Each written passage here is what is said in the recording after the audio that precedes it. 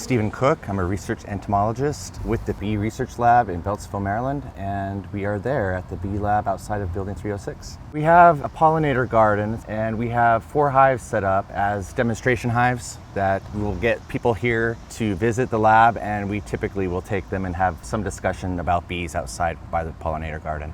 I focus on combating Varroa mites as well as honeybee physiology are the 2 main foci of my research program. Varroa mites is one of the major issues that bees are facing right now.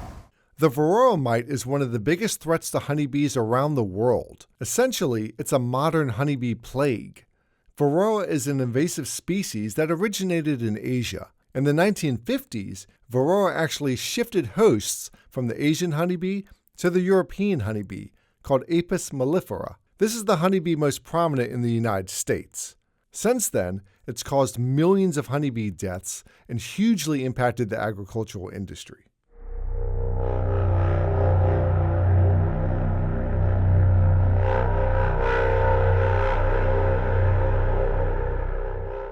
Varroa mites can cause damage to bees both directly and indirectly. They can cause direct damage through their feeding on adult bees and also on developing bees, particularly pupae. They take some of the nutrients from the bees by feeding on them, and also cause indirect damage through the vectoring of harmful honeybee viruses, particularly deformed wing virus is one of the major ones that they vector.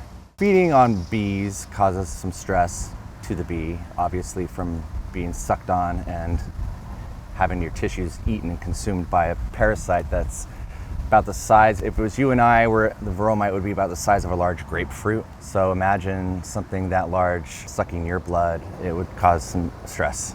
Varroa mites have 2 distinct life stages. They have a dispersal stage where they latch onto adult bees and feed on their blood. This is also where they can transmit deadly pathogens.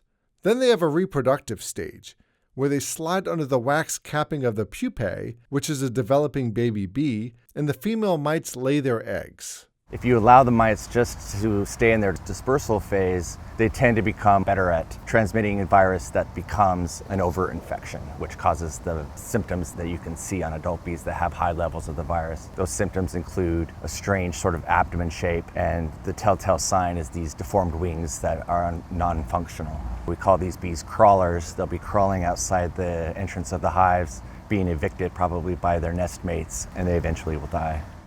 Bees are very hygienic, and they try to eradicate the mites themselves, mainly by picking the mites off one another. The pupae emit a distinct smell when the mites are attacking their skin. That scent sends alarms to other bees in the hive who have a high sensitivity to the smell. Cook calls them the mite biters, and they literally snip the mites off the pupae or remove the infected pupae from the hive. Get out of here!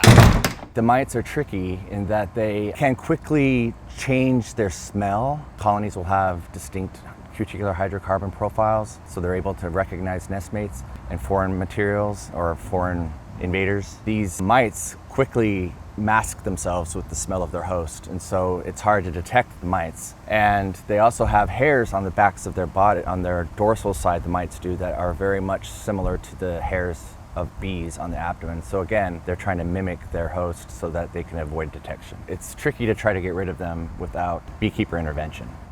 There's no cure for the Varroa mite. Pesticides can help, but beekeepers have to be careful not to harm the honeybees. Cook and his team are studying other parasites, including a pathogenic fungus that could kill the mites without affecting the hive. This fungus has potential, but we still need to determine the correct dosage of fungus to apply, and there are other challenges as well. Applying these fungal spores into a hive is tricky because bees are so hygienic and so clean. They do not like foreign objects in their hive. So they are very fastidious at cleaning themselves and grooming each other. These spores don't persist long in the hive. So that's been one of the hurdles that need to be overcome in order to hopefully get this product into a state where it can be used as a product for use by beekeepers. But there's a lot of steps ahead of that, of course. Cook and his colleagues are looking at other strategies as well for reducing Varroa populations in hives. He's noticed that beekeepers who overwinter their hives and provide proper nutrition seem to have fewer casualties due to pathogens.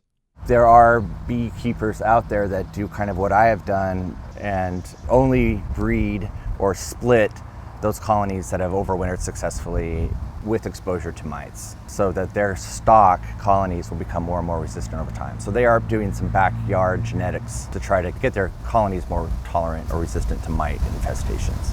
Beekeepers mainly use pesticides to control the Varroa mite populations. But like I said earlier, they have to be careful not to spray too much or at a high dose and risk harming the hive. A lot of strategy goes into knowing when to spray, where to spray, and how much. And Varroa mites are good at digging under the wing of the bee, which can actually protect them from the sprays. Like I said, these are tricky little suckers, literally. That's right. If you can minimize the number of treatments, or if you can modify the treatment interval in such a way that it's effective against the mites but also gives bees time to recover from treatment exposure, then that would be benefit to the bees. There are some promising compounds that have been tested, and the problem with Varroa mites and these previous chemical treatments is that Varroa mites have gained resistance to them. These conventional pesticides that have active ingredients, mites have gained resistance to those, and so those were the conventional pesticides that beekeepers were using. There's really a push now to try to find alternative treatments, whether or not they're chemicals that are non-conventional. We call them biopesticides, oxalic acid, formic acid included. Those are options, but conventional pesticides, beekeepers are running out of options.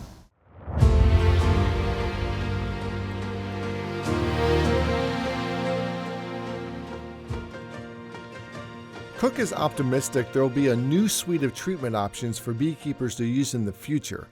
In the meantime, he recommends beekeepers closely monitoring their hives for Varroa mites. You can see how in the video link posted below.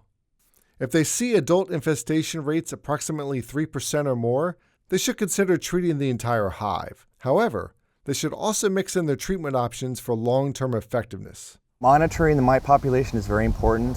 You don't want to stick to just one treatment option, because mites are becoming resistant to these chemical treatments, because you're going to get resistance quicker than if you had multiple treatment types used. That's one thing I would suggest, is to definitely mix up your treatments and don't rely on using the same one. Some beekeepers have turned to brood breaks to try and reduce mite populations and spread of disease. This involves separating the queen hive for a certain period to keep her from laying eggs in the hive. By essentially skipping a generation, in theory, this method breaks the cycle of mite infection, as the mites have no place to lay their own eggs. Cook has seen success applying brood breaks, but he said the hive should still be treated with a pesticide. You don't want to do like a brood break without a chemical treatment, because research has shown that when the mites are all just circulating on adult bees, the virus becomes much more virulent and increases in abundance. So you want to make sure that you're using a chemical treatment in conjunction with a cultural control. Beekeepers certainly have their hands full trying to deal with Varroa mites, among all the other risks to honeybees. Now you can add one more threat to the list. The triple laelaps mite originated from southern Asia and is slowly moving across the globe. Like the Varroa mite, triple laelaps can feed on both young and adult bees and transmit deadly diseases. While it's not yet been spotted in the United States, its arrival may be inevitable.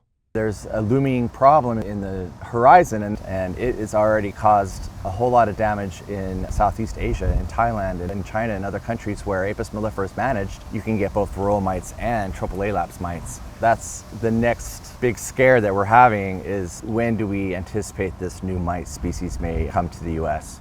Cook is closely monitoring the spread of this new threat, and he's working with colleagues overseas to determine ways to mitigate or reduce the mite populations in different bee species, including Apis mellifera, or the western honeybee. You can keep up to date with his research by following us on Facebook and X.